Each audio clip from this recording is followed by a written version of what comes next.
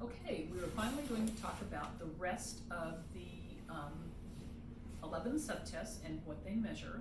So for each subtest, what you're going to do, you will administer the basal, you'll administer the test, establish your basal and ceiling. You will take a look at the qualitative aspects of observation. You will record the raw score, and then in the upper right-hand corner, you are going to give an estimated score. And this is only for your very first administration. So now I want to talk to you about each of the subtests and what they measure, and maybe some tips for how to handle them. So the very first, what I should say next is that you can give the subtests in any order. You could do all of the reading subtests, you could do all of the math subtests, and you could do all of the writing subtests. That's kind of an interesting way to do it. Or you can give it strictly as it is laid out. So letter word identification requires that you be able to identify letters and then to say words automatically, to pronounce words automatically. And so you're going to, for example, if there was the small case T, the student would say T. So it begins with uppercase and lowercase letters, and then it moves to some high frequency words, such as cat. And if the student would say cat,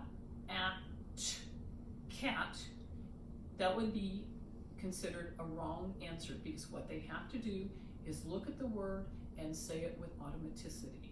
That is incredibly important.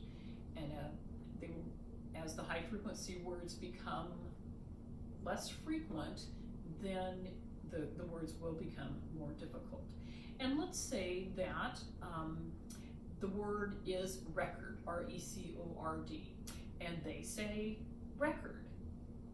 No, require.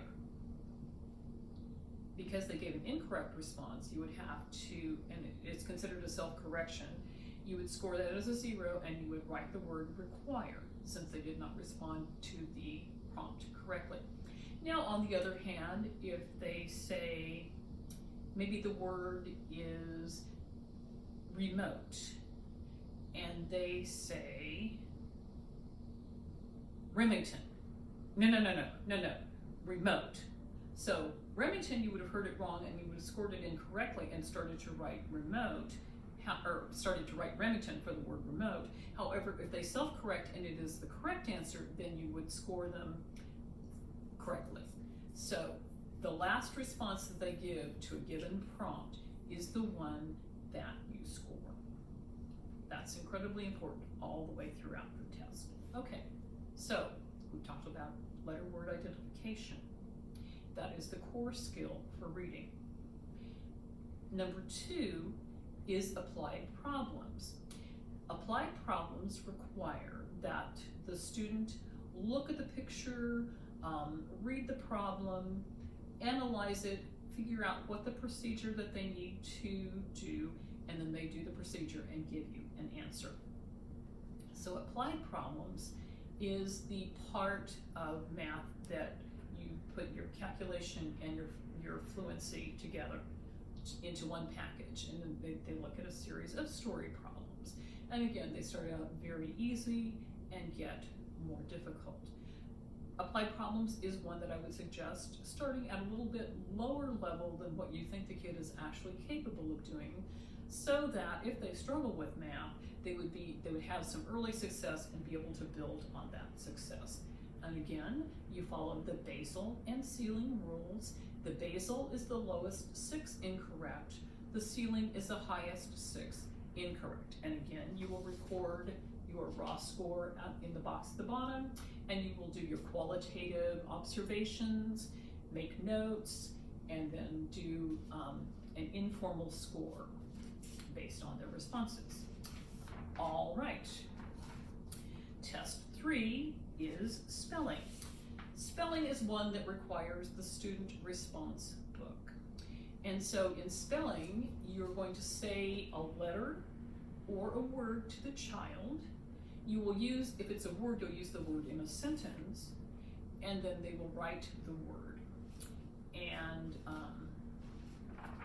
this is what the spelling subtest, what the response book looks like that the student will use. And so you give them paper and pencil, and you will, again, select your starting point, basal, lowest 6 correct, ceiling, highest 6 incorrect. And spelling is considered the core skill in the writing subgroup. Okay, test 4 is passage comprehension. Passage comprehension is the application for reading.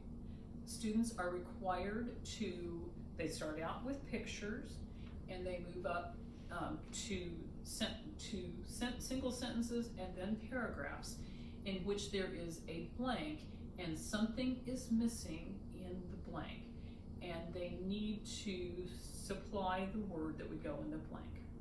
On this subtest, if you were testing a preschooler, you start with the introduction.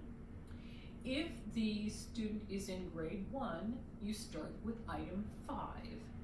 Anything beyond grade 1, you do sample B, and then you find the correct starting point. Now this is a closed procedure task, and students are required to look at the context, read it if it's necessary, and then find the one word that would fit the context. In this subtest, you're going to have some students that will want to read everything out loud. You can say to them, please read it silently.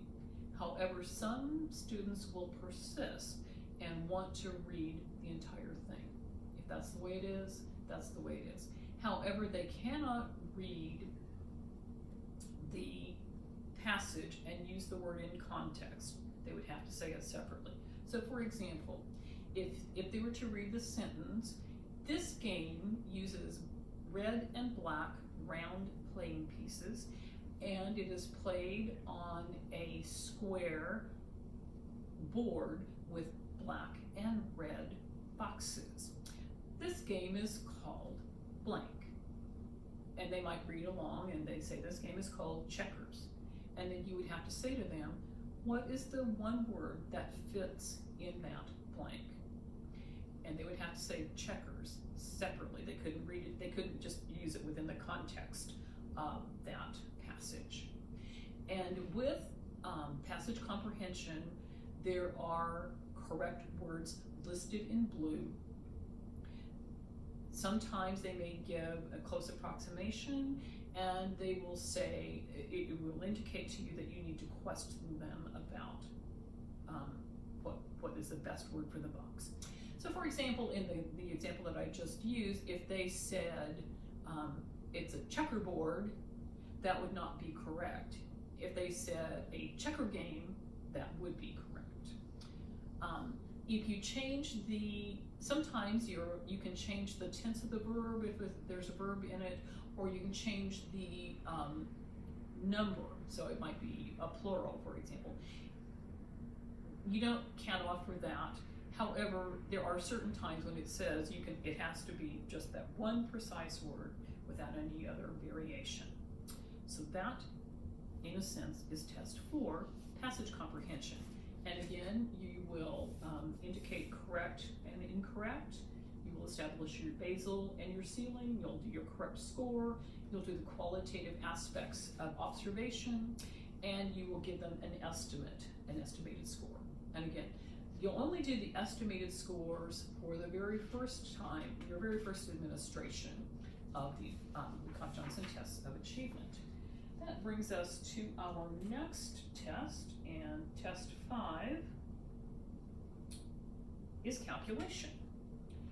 And calculation is using the student response book. You're going to want to carefully consider where to begin with calculation, because calculation is the basic math principles, and they will be working. You will indicate the starting point. You can circle it, and you have to watch carefully their answers. This is one that is not necessarily really easy to establish the basal and ceiling. You might honestly have to wait until they have gone as far as they can, and then make the basal and ceiling determinations after they have completed it. And that's considered okay. All right. Test 6 is writing samples. Writing samples, it is a timed test. No, I take that back. It is not a timed test. Writing samples requires the student to respond to a variety of written prompts. They may have to write a word in the blank that would fit the sentence. They may be given a couple of sentences and they write the middle 2 sentences and then something that would complete the paragraph.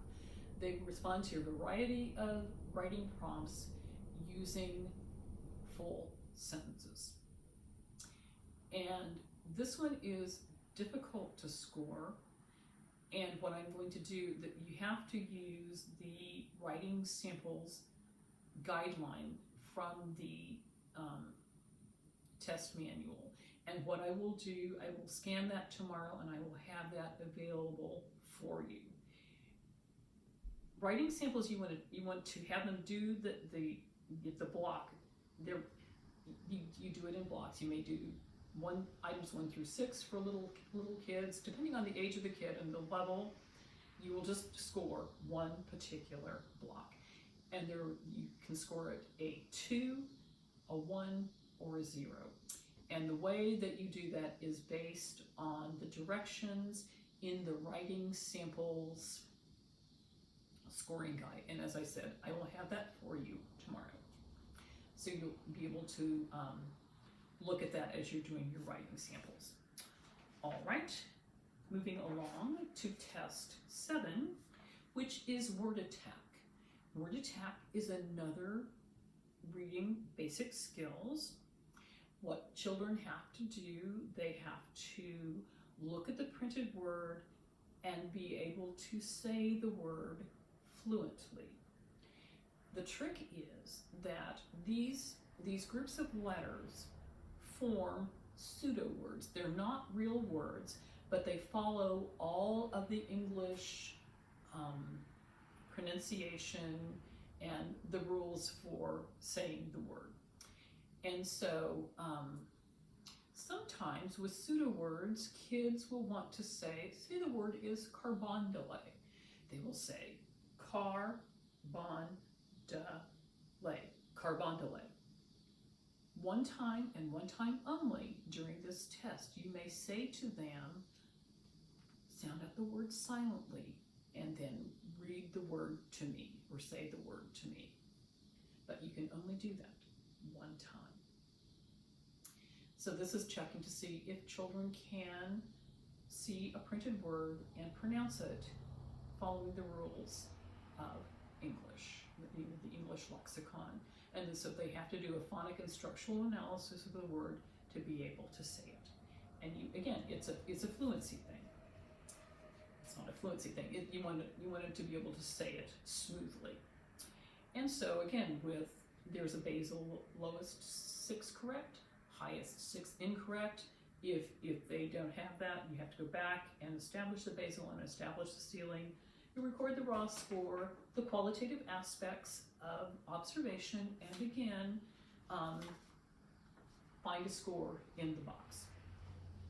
Now, test 8 is a little different. For any of you that have ever done curriculum-based measurement in reading, test 8 oral reading is also considered a fluency measure. However, you want the student to read the sentence fluidly, with expression, and accurately. And so you will select your starting point, and there are a number of sentences in each section. Depending on where you start, you will score the items 2 if they got everything correct, 1 if they made 1 error, and 2 if they made 2 errors, or 0 if they made 2 errors. And so you will calculate for each sentence that's in the group, you will calculate the score. And if the score falls at a certain point, you will move on to the next test. If it scores below a point and there are tests in their previous tests that you haven't given, you would go back and give that test. And if not, so they have continuation and discontinuation rules.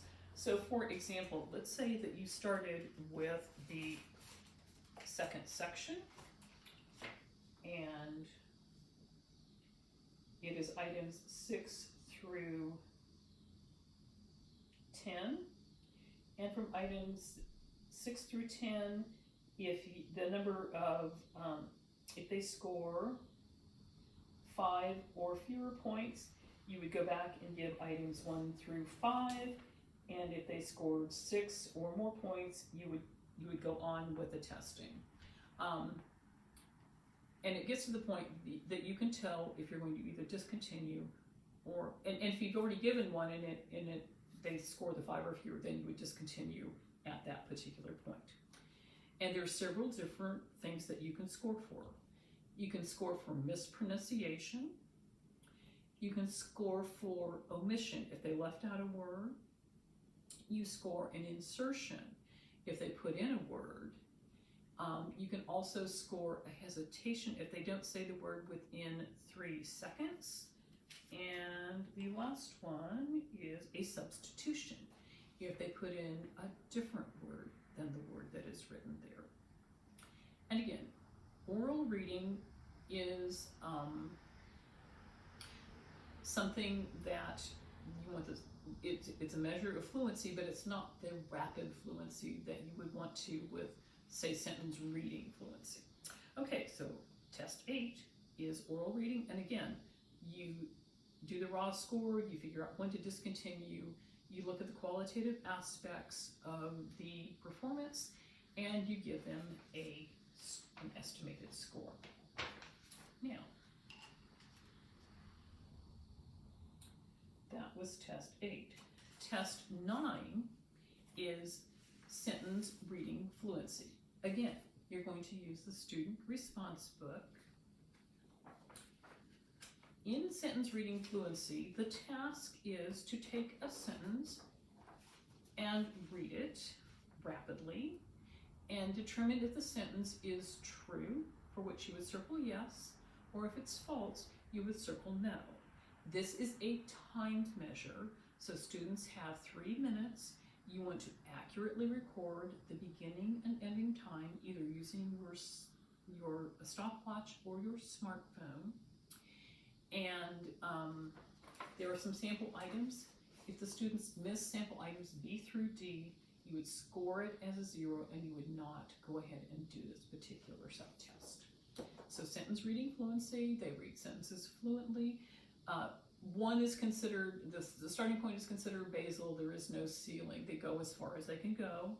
And then when they are done with the 3 minutes, you'll have to go through and hand score them to see if the answer is correct or incorrect. You will record the number in the box,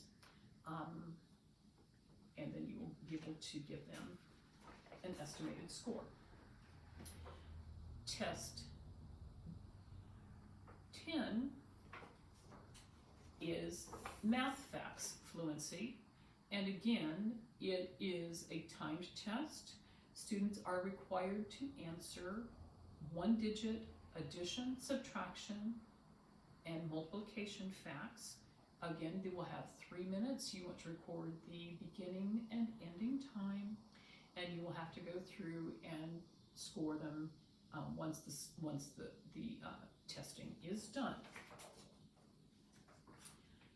Then finally, we have the last measure, which is sentence writing fluency. It is a 5-minute timed test. In each picture, there's a picture, and then there are 3 stimulus words. And what the student has to do is to write, to look at the picture, the 3 stimulus words and to use these words without changing them and any other words that they need to write a complete sentence. You will not count off for capitalization or punctuation, but the stimulus words have to be used and cannot be changed in any way. So for example, if you've got cake and the words are cake is good, the sentence might be something as simple as the cake is good. That would be perfectly acceptable. And again, they will have 5 minutes. You begin the time. You record the start time and the stop time. And again, you will be able. There are guidelines for correct and incorrect sentences. So that, in a nutshell, is the overview of the Woodcock-Johnson tests of achievement. I'm sure you will have some questions, so I will give you some time to do that. But the next task for later this week is to select the person that you're going to give the test to as your practice. You will follow all of the directions that we gave you this evening. You will use your testing easel. You will use the student response book and the student and the test record. You will complete, get the right form here. You will complete the demographic data, the observational data. You will record the starting and ending points of basal and ceiling, do the qualitative aspects of each activity, and get an estimated score. And before you do your practice exam, I want to make sure that you watch the video provided, which is under my media site, and it is a standardized administration of the Woodcock-Johnson tests of achievement 1 through 11. So after we've watched the 3 videos, I will take